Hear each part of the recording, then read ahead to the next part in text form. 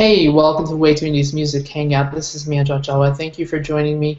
We're here with Zak Smith, who I have actually talked to before, so this is my first time talking to an artist for the second time, I guess. That's kind of a weird statement to make. But we'd like to welcome back Zak Smith. Thanks. Thanks. It's good to be here. Thank you for having me. Awesome. Zak is based in New Jersey, and he's on the East Coast, and he's been touring. Last time we talked to him, he had just released his album. And today we're talking to him again about his new album that's coming out a little bit later this month, or actually I believe it's next month, October 7th? Yes. Yes. Yeah. So October 7th, so not too far away from here, but still there. It's called The Signs of Life. It's a 10-track acoustic album. So Zak, before we get into talking about the album, how have you been since we last talked? I've been good. We've played a bunch of shows, toured around with the last album, and then since a little bit after that, then we started working on this acoustic type thing, and we've been doing that since around last summer. Since the end of last summer, we've been doing it. So we've been working on that on and off, and with the past couple months, we were mixing it, and we finished, within the last couple months. So we've been pretty busy. Awesome. Busy is always nice, especially when it comes to writing and making music. For sure. Talking about the new album, it's called Signs of Life. I mentioned that. It's a 10-track acoustic album. Now, I've gotten the chance to actually listen to it, and I've listened to it quite a bit, actually, because I mentioned earlier last time we talked that your music it's very strong, not only like lyrically and musically, but also emotionally. Oh, thank you. And so, been listening to it over and over, and I've listened to a lot of it. So, tell us a little bit about the album, about your inspirations from it. Actually, let's start with that. Let's talk about your inspirations for the album in itself. Sure. So the last album we did, the Precambrian Age, that was it was like a full band thing where there was lots of production, lots of different instruments, lots of layers to it, big arrangements. So I wanted to do something that was more stripped down, where I could. Sometimes you can get lost in the mix if there's a billion instruments happening. So I wanted to do something that was stripped down, and that I could kind of, really get to the just basically the root of the song, and kind of focus on the songwriting aspect and the singing of it. So I've been doing a bunch of different shows, and depending on how big the stage was, we'd either have the full band, or we'd be stripped down, or just be me with a guitar. And so over time, I worked up some new arrangements of the full band things we'd recorded. So the other reason for wanting to do it was I wanted to put those those new arrangements on record. So that's what this album is. It's most of the songs are things we have full band arrangements with, but these are very different arrangements than the with the full drums and everything. So basically the inspiration for wanting to do it was I wanted to make sure my voice was really present, and I found when we sing live, when we play live, and it's stripped down, I'm able to kind of it's easier to reach the audience, to talk to them directly. So I wanted to make try to get that on record. So. Yeah. Awesome. And you mentioned how you wanted to make sure your voice was present. This album, since I've listened to it, and also the last album, your voice itself is very present in this album. And that connection that you've made, like I mentioned earlier, the emotional connection is definitely stronger than it was in the other album, because of the way that it's more of a direct, personal feel to it. So. Cool. Well, thank you. Yeah, definitely. Thank you. And talking about some of the tracks, now, two of my favorite tracks on the album, and I won't mention them because you guys haven't released the album yet, so I don't want to give anything away. But two of them really speak out to me. So I wanted to ask you, talking about the album lyrically and composing and writing everything. Yeah. What was that like for you? Well, this was a little different, because a lot of these songs were written in different periods. Like a bunch of the songs were from the very first album I released, which was in late 2007, early 2008. So it was a while back. So it wasn't like with this thing I sat down and I was like, all right, let me write an album. This was kind of taking songs that I felt would work in this acoustic kind of setting, or that I felt there are certain of these songs I felt like I could have done them better the first time. So it was also going back and trying to figure out what songs work in this setting, and which kind of felt, as a kind of not just like it was 10 tracks that had nothing to do with each other. Kind of the same emotion should have been running through them all. So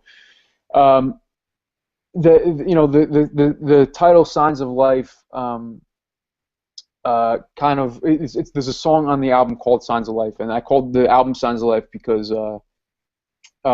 there's a kind of a bunch of political type songs on the album, and it was kind of, it was influenced by the Occupy Wall Street stuff that was going on, and Signs of Life kind of was referring to that. There's people are upset about things enough that they're out in the street. Everyone's not just not caring about what's going on. There's signs of life. So that's one way the title it ties them together. So I think that's kind of a running kind of theme throughout the songs about looking for signs, looking for signs of life, in yourself or in the world. Awesome. So again, this is you took songs from older albums and stuff that you've already produced, but putting this out, what was the process like for you? Recording it, mixing it, getting everything put together. Yeah, so we did half of it in my drummer has a home studio in Brooklyn, so we did a bunch of stuff there, and then I did the other half of it at a studio called Low Fish Studio in Manhattan, and then I mixed all of it at home in my house. I had to learn how to use I wasn't that equipped with mixing stuff and Pro Tools and all that stuff, but so I had to learn that, and it was like it was a painful slog of like having to learn this very technical stuff. So so that took probably about 3-4 months of just learning how to do that, and then just sitting there every day and mixing as much as I could. So that was the process. My drummer's a real talented guy. He added a bunch of percussion and stuff, and there's a great backup singer on the album called Mel Flannery. So you'll hear that on the album. There's this big backing vocal parts, and it's all the same person. We just double tracked or triple tracked her voice, so it sounds very big and chorus like. So that was the process pretty much. Awesome. And you mentioned having to learn Pro Tools. I learned a little bit of Pro Tools this summer, and I feel your pain because I was like, there's a lot going on in Pro Tools. So oh God, yeah. Yeah. But mentioning, doing the mastering yourself, was that different for you? And we'll talk about okay, so a lot of independent artists and artists that do their music themselves and record and master and everything, they have more of a personal connection to their music than, at least I think that they're more personally connected to their music than if they're sending it out to someone to master or they're working with the studio to master it. Was that the same case for you when you were mastering the album? 100%, 100%. I'm really I get very, very obsessive, and especially about mixes. So everyone that I work with ever who's mixed something for me gets annoyed with me because I keep sending it back with changes. And then if ultimately I settle on something and then I hear it a month later and don't like it, it gets to me like severely. So this album I really wanted to make sure that I could sleep at night when it was over. So I made sure that I had my hand in everything more than I've had on any other album that I've done. So I feel pretty close to it. And that's with anything I record in the future. I think that I will have to do it that way to be satisfied at the end. So yeah, I think for sure I feel much closer to this than when you send something out. And someone can do a good job, but still it's kind of, there's a distance between you and the track if someone else is playing with it. Gotcha. Awesome. So you mentioned in future albums that you're releasing. So what is are you working on anything right now coming up for? I believe we last time we talked, you were also working on a rock album kind of Yeah. coming out next year, I think. Yeah. So that's all written. We've been playing some of the songs that are going to be on it live, and we're hoping to get in the studio either in December at the earliest, and January hopefully at the latest, and release it next year. But it's different from this. It's very different from the acoustic stuff. It's a full band stuff. It's pretty some of it's kind of hard stuff. Yeah. Gotcha. Awesome. So before we go on to talking a little bit more about the future, with this album, what do you hope that the audience and listeners will feel after listening to it? And now, I always mention this, but if you go get this album, and I hope you do because it's amazing, I encourage you to listen to it entirely. And I say that with every album that ever comes out, is that listen to the album, in its entirety, and not just track by track, because there's a certain appeal to that, and there's a reason why sometimes not always there's a reason, but there is mostly always a reason that those tracks are together in an album. So for you in this album, what do you hope that listeners will get out of it listening to it? I hope that they emotionally feel something. I hope that that's always kind of what I hope. I hope that I'm reaching them on some level. That's kind of my. I'm not the most outgoing person, so music is kind of my way of talking to people. That's the way that I communicate. So I hope that people understand it, and it makes them feel good, or reaches them on some level. Basically, yeah, that's I'm just trying to talk to people, I guess. Gotcha. And I definitely think that listening to it entirely, I think you've definitely accomplished that. Oh, thank you. Because it does make you feel something. Thank you. So talking about going forward, and you mentioned some live performances. You're doing some East Coast shows, and you're still doing some. I think you have some coming up next month and throughout this month. Yes. You also performed at Falcon Ridge Folk Festival, correct? What was that I did.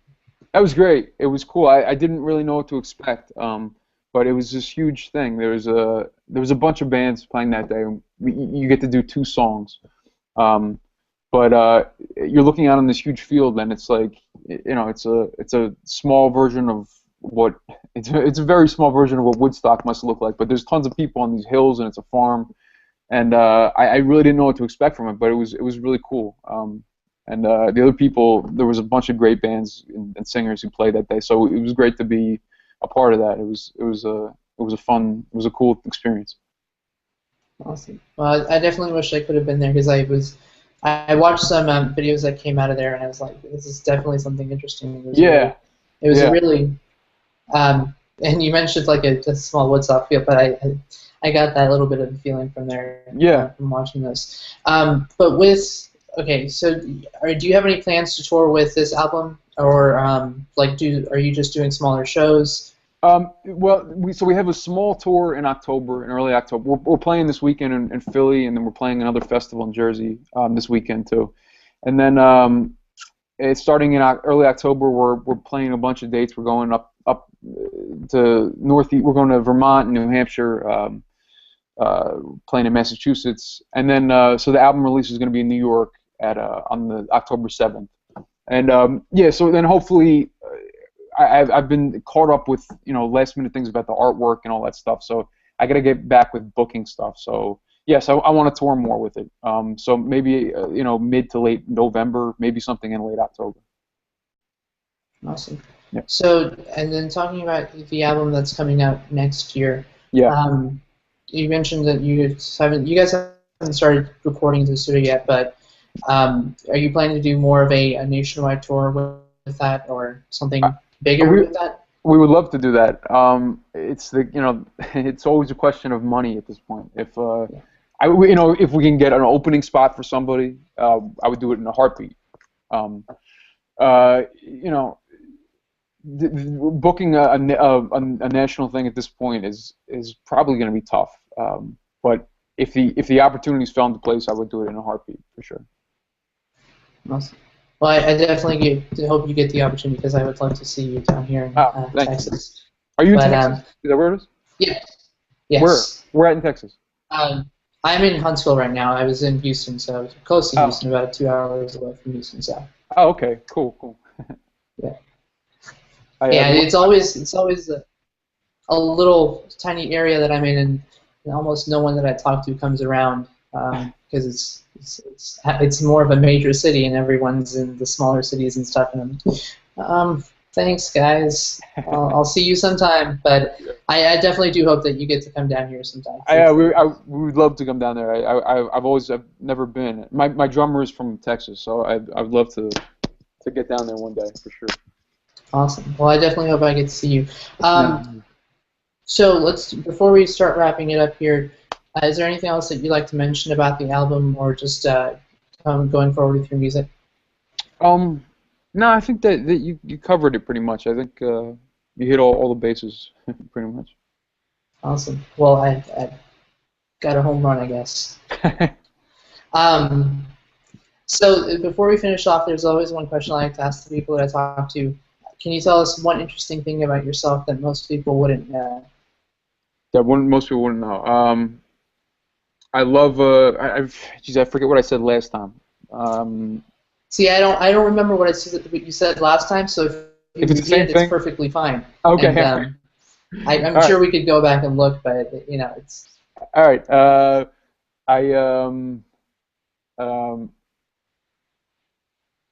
Oh, here this isn't so interesting, but I played basketball in high school, and for 2 years, and I got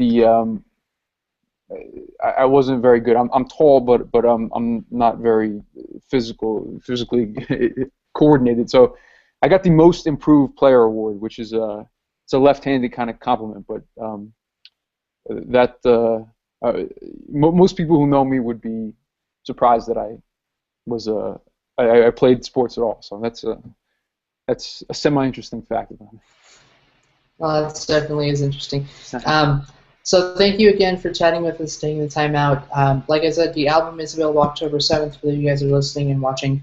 Go check it out. Go check out Zak's Facebook, Twitter, all that fun jazz. If you have a chance, listen to his older albums, especially the last album. Listen to it entirely. Like I said before, you don't have to, but I'd recommend it. Zak, again, thank you for joining us. Your music is always, and I've mentioned this so many times throughout when we're talking, but your music is emotionally powerful, and it really does connect on a personal level with, I think, every listener that can listen to it. So I thank you for making music like that and lyrically just composing something so amazing. Oh, thank you for saying that. It's very nice of you. Thanks a lot. Thanks for having me, too. Yeah. All right, so that's it for us. We'll be coming back. Hopefully I'll be back next week with someone else. I know we haven't been doing music hangouts as regularly as I'd hoped to. It's just been a little busy with our scheduling and everything. But hopefully we'll be back next week with another artist. Zak, thank you again for chatting with us. We'll have a post up on Way to Indie hopefully by the end of this week, which is in 2 days, so I better get writing quickly, fast. But hopefully we'll have it up within the next week, and then I'll have some links up for Zak's Facebook and all that stuff like I mentioned earlier. And thank you again for everyone for watching, and thanks, Zak, for joining us. Thanks.